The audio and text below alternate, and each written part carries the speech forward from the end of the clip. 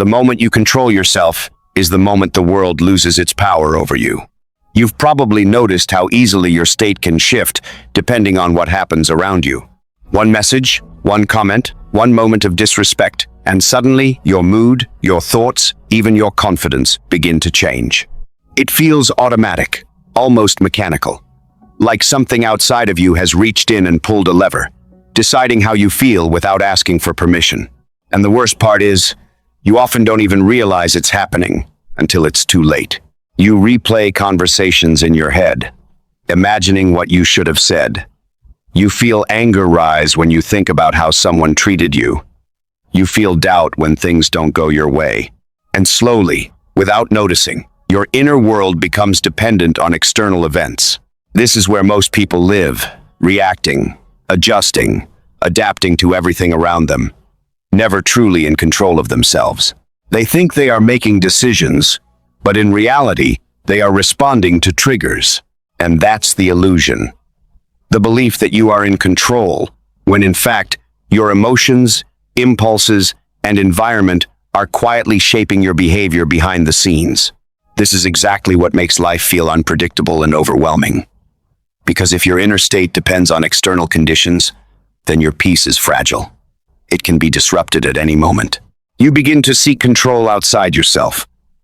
You want people to act a certain way, situations to go as planned, outcomes to align with your expectations. You believe that if everything around you is stable, then you will feel stable. But reality doesn't work like that. People are unpredictable. Circumstances change. Plans fail. And when they do, your sense of control collapses because it was never truly yours to begin with. This creates a subtle but constant tension, a feeling that you're always trying to manage something beyond your reach. And no matter how much you try, there's always something that slips through. This is where frustration builds. Not because life is unfair, but because you are trying to control the wrong things. And this is where the philosophy of Friedrich Nietzsche becomes both uncomfortable and liberating. Nietzsche didn't believe in comforting illusions. He believed in confronting reality, even when it was difficult. And one of his core ideas was simple, but powerful. The greatest form of power is self-mastery. Not power over others, not control over circumstances, but control over yourself, your thoughts, your emotions, your reactions, your decisions. Because once you master those, everything else becomes easier to navigate. Nietzsche understood that most people spend their lives trying to dominate the external world while neglecting the internal one. They chase status, influence, and validation, thinking these things will give them control. But without self-mastery, all of that power is unstable. It can be lost, taken away, or destroyed by a single moment of emotional weakness. True power, according to Nietzsche, comes from within. It is built, not given. Developed, not inherited. And most importantly, it cannot be taken from you once it is truly yours. He described this through the idea of the will to power, not as domination over others, but as the drive to overcome yourself, to rise above your impulses, your fears, your limitations. This is where the concept becomes personal. Because the real challenge is not the world, it's you, your habits, your reactions, your tendency to procrastinate, to doubt yourself, to seek comfort instead of growth. These are the forces that shape your life far more than external circumstances ever will.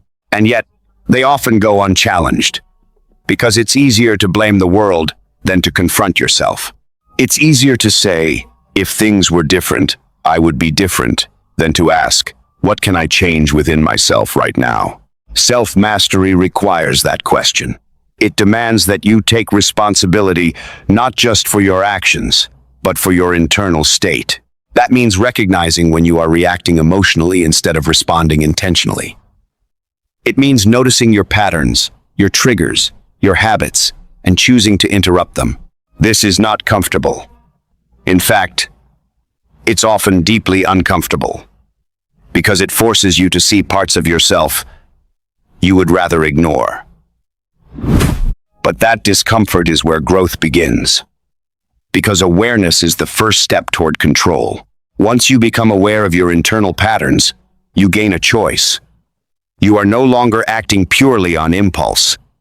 You can pause, reflect, and decide. And that pause is everything. It is the space where power exists. Without it, you are reactive. With it, you are intentional. This is one of the most practical aspects of Nietzsche's philosophy. It's not abstract, it's actionable. It shows up in your daily life, in small moments that most people overlook. When someone provokes you, do you react immediately, or do you pause and choose your response? When you feel the urge to avoid something difficult, do you give in, or do you push through? When your mind starts to spiral into doubt or negativity, do you follow it, or do you redirect your focus? These moments may seem insignificant, but they define your trajectory. Because your life is not shaped by one big decision, it is shaped by thousands of small ones. And each time you choose discipline over impulse, clarity over emotion, action over avoidance, you strengthen your control over yourself. This is how self-mastery is built, not in grand gestures, but in consistent, intentional choices. Over time, something begins to shift. You become less reactive, less dependent on external validation, less affected by things that once disturbed you. It's not that challenges disappear. It's that your relationship to them changes. You start to see obstacles as opportunities to practice control, to test your discipline, to refine your ability to remain grounded, regardless of what happens. This is where power begins to emerge, not as something aggressive or dominant, but as something stable and quiet. You become someone who cannot be easily shaken, someone who doesn't lose themselves in moments of pressure or conflict. And this has a profound effect on how others perceive you. People are naturally drawn to those who are in control of themselves. It signals confidence, strength, and reliability, not because you say it, but because you embody it. At the same time, it makes you harder to manipulate, because manipulation relies on emotional reactions, fear, anger, insecurity. When those reactions are no longer automatic, the manipulator loses their leverage. This is why self-mastery is such a powerful form of protection. It doesn't require you to control others. It makes you immune to their attempts to control you.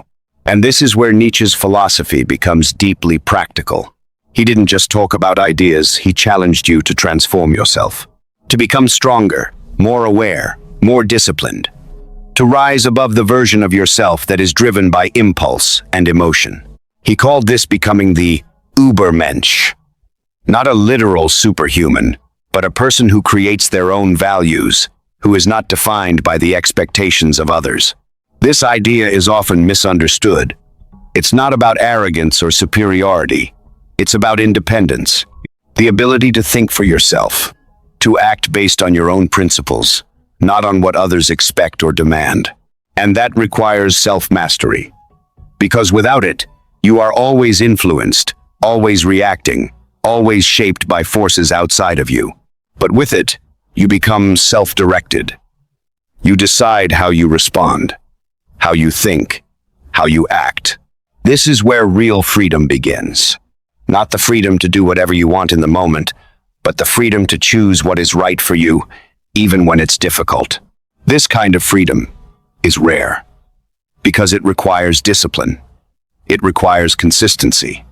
It requires a willingness to face discomfort again and again. But it also creates a kind of power that cannot be easily shaken. Because once you control yourself, the world has fewer ways to control you. Situations may still change. People may still act unpredictably. Challenges will still arise. But your internal state remains stable, grounded, directed. And that changes everything. Because now, instead of reacting to life, you begin to shape it. History offers a quiet pattern that most people overlook. The individuals who shaped the world were not those who controlled others first, but those who learned to control themselves before anything else. Consider Friedrich Nietzsche himself, a man who lived much of his life in solitude, battling illness, rejection, and obscurity. He did not command armies or rule nations. Yet his ideas reshaped how power, morality, and human potential are understood. He faced dismissal from academic circles, isolation from peers, and a life that, by conventional standards, seemed small. But instead of breaking, he turned inward, refining his philosophy, sharpening his mind, and mastering his internal world. While others sought recognition, he pursued clarity. While others reacted to the world, he observed it. And in that observation, he built something far more enduring than external power, a framework for understanding the self. His strength was not in dominance, but in discipline. Not in control over others, but in control over his thoughts, his interpretations, and his response to suffering. This pattern repeats in different forms throughout history. Look at Marcus Aurelius, a man who held immense external power as a Roman emperor, yet constantly reminded himself that true control lay within. Despite ruling one of the most powerful empires in history, he wrote personal reflections focused on discipline, humility, and inner stability. His greatest battle was not against enemies, but against his own impulses, fears, and distractions. He understood something most people miss. External power without internal control leads to instability. It creates leaders who are reactive, emotional, and easily corrupted by their own desires. But when internal mastery is present, external power becomes grounded. It becomes focused, deliberate, and far more effective. Even outside of leadership, this principle applies. Consider Bruce Lee, whose philosophy extended far beyond physical combat. He emphasized adaptability, awareness, and control not just of the body, but of the mind. For Bruce Lee, mastery was not about defeating opponents. It was about understanding oneself so deeply that no external force could disrupt your balance. His strength came from fluidity, from discipline, from internal clarity. These examples point to a deeper truth. Mastery is not about becoming rigid or emotionless.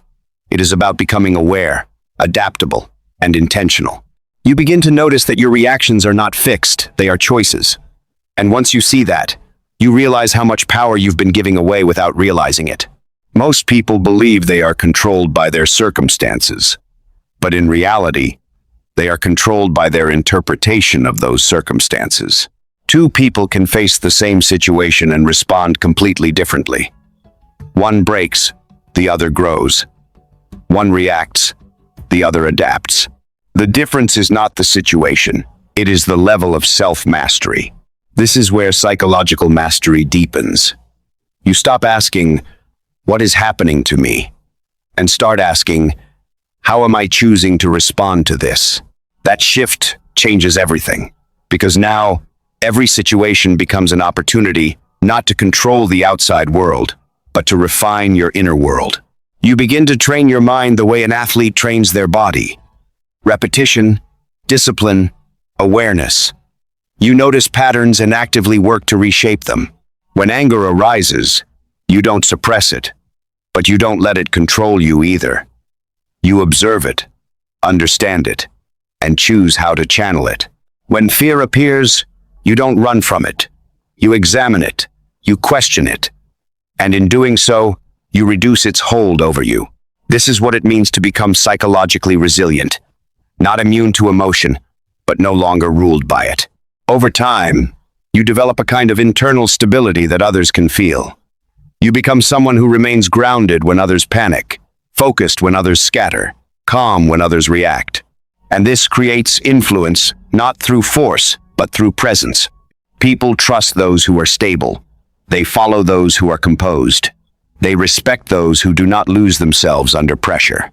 This is how self-mastery translates into real-world power. It shapes how you make decisions, how you handle conflict, how you navigate uncertainty.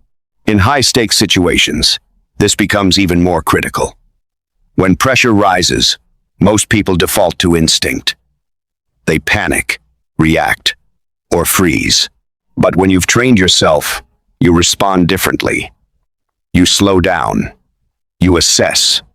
You act with clarity instead of urgency. This ability separates those who collapse under pressure from those who rise within it. And it doesn't happen by accident. It is built through consistent practice in everyday moments. Every time you resist an impulse, you strengthen your discipline. Every time you choose clarity over emotion, you sharpen your awareness.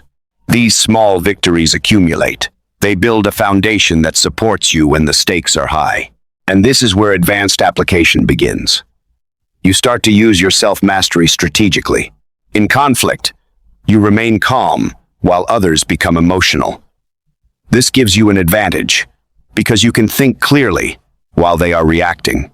In negotiation, you control your responses, making it harder for others to read or manipulate you. In decision-making, you rely on clarity rather than impulse, leading to better outcomes over time. This is not manipulation, it is control. Control over yourself, which naturally influences the environment around you. Because when you are stable, others adjust to you. When you are clear, others become uncertain. When you are disciplined, others become predictable. This creates a subtle but powerful shift in dynamics. You are no longer reacting to the world, you are shaping how the world responds to you. And yet, this power is quiet. It doesn't demand attention. It doesn't announce itself. It simply exists, consistently, in the way you think, act, and respond. This is why most people overlook it. Because it doesn't look dramatic. It doesn't feel like domination. But over time, its effects are undeniable. You begin to notice that fewer things disturb you. Fewer people affect you. Fewer situations feel overwhelming. Not because life has become easier, but because you have become stronger. And with that strength comes a sense of freedom.